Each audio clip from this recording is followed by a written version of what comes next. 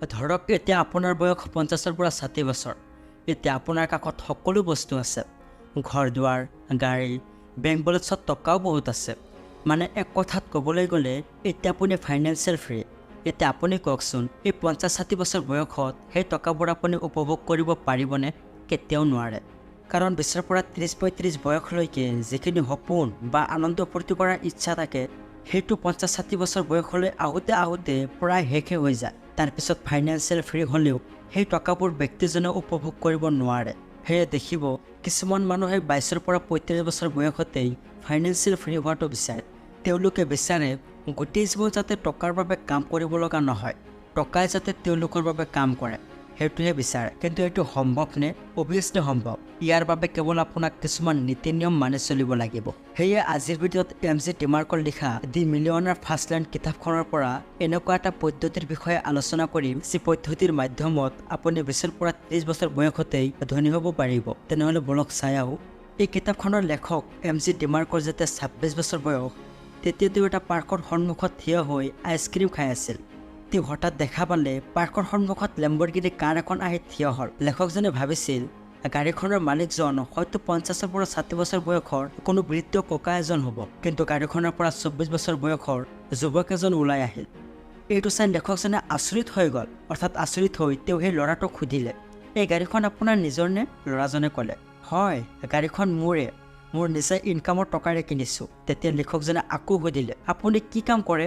ল'ৰাজনে ক'লে, মই এজন ইনভেণ্টৰ। এইখিনি কৈ এই ল'ৰাজন গুচি গ'ল। তেতিয়া লিখকজনে মনে মনে চিন্তা কৰিলে যে তেনেহ'লে যুৱক বয়সতে ধনী হোৱাটো সম্ভৱ। তাৰপিছত তেওঁ এই বিষয়টোলৈ গৱেষণা কৰা আৰম্ভ কৰিলে। তেওঁ জানিব বিচাৰিছে আচলতে কম বয়সত ধনী হ'ব পৰা যায় নে নাই। তাৰপিছত গৱেষণাৰ পৰা তেওঁ 3টা ৰাস্তা বিচাৰি উলিয়ালে, যিটোৰ মাধ্যমত আমি সাধাৰণ মানুহ চলি থাকোঁ।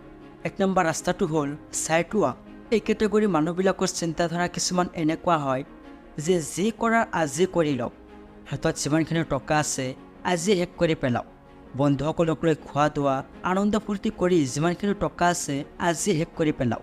তাৰে 2-3 দিন পিছত দেখা যায় সেই মানুহজনে শূন্য পকেটত মানুহৰ পৰা ধাৰ লোৱা আৰম্ভ কৰিছে।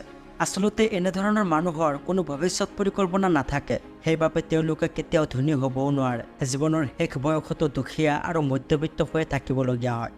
2 নম্বৰ ৰাস্তাটো হ'ল শ্ল' লেন। আমাৰ মাজত বেছিভাগ মানুহেই শ্ল' লেনাৰ।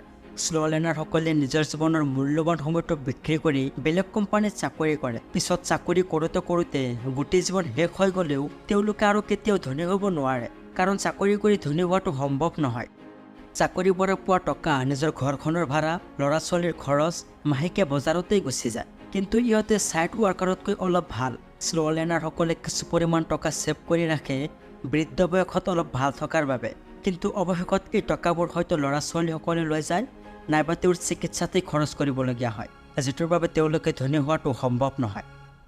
এতিয়া 3 নম্বৰ ৰাস্তাটো হ'ল ফাৰ্ষ্ট লেন। এই কেটেগৰীৰ মানুহবিলাকৰ চিন্তাধাৰা কিছুমান এনেকুৱা হয়, তেওঁলোকে ভাবে যে টকাতকৈ সময়ৰ মূল্য বেছি। সময় এবাৰ হাতৰ পৰা গুচি গ'লে সেইটো আকৌ কেতিয়াও ঘূৰি নাহে। ইহঁতে টকা ৰাহি কৰাতকৈ টকা কিদৰে বেছি ইনকাম কৰিব পাৰি সেই বিষয়ে চিন্তা কৰে। ফাৰ্ষ্ট লেনৰ মানুহবোৰে পেছিভ ইনকামৰ প্ৰতি বেছি ফ'কাছ থাকে। আনফালে ছাইড ৱাৰ্কাৰসকলে এক্টিভ ইনকামৰ প্ৰতি বেছি ফ'কাছ থাকে। ইহঁতে কাম কৰক বা নকৰক তেওঁলোকৰ টকা ইনকাম হৈয়ে থাকে। সেয়ে আমি সকলোৱে ফাৰ্ষ্ট লেণ্ডৰ মানুহবোৰৰ দৰে চিন্তা কৰিব লাগিব। ফাৰ্ষ্ট লেণ্ডৰ মানুহবিলাকৰ দৰে চিন্তা কৰিবলৈ হ'লে আমাক 3টা বিষয়ৰ ওপৰত ফ'কাছ কৰিব লাগিব। প্ৰথমটো হ'ল টাইম, মানে সময়। এনেকুৱা কাম বিচাৰি উলিয়াব লাগিব য'ত সময় কম দিবলগীয়া হয় কিন্তু টকা বেছি ইনকাম কৰিব পাৰি, যেনে বিজনেছ, ফ্ৰীলান্সিং ইত্যাদি।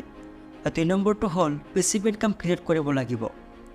মানে এনেকুৱা কাম বিচাৰি উলিয়াব লাগিব য'ত আমি অসুস্থ থাকিলেও নাইবা কাম নকৰিলেও যাতে টকা আহিয়ে থাকে, যেনে online shop, business, blogging and ইউটিউবে। এনেকুৱা পেছিভ ইনকাম যদি তৈয়াৰী কৰিব পাৰে তেনেহ'লে আপুনি কাম নকৰিলেও আপুনি টকা ইনকাম কৰিব পাৰিব। 3 নম্বৰটো হ'ল মেক মানি টু মানি, মানে টকাৰ পৰা টকা আয় কৰিব লাগিব।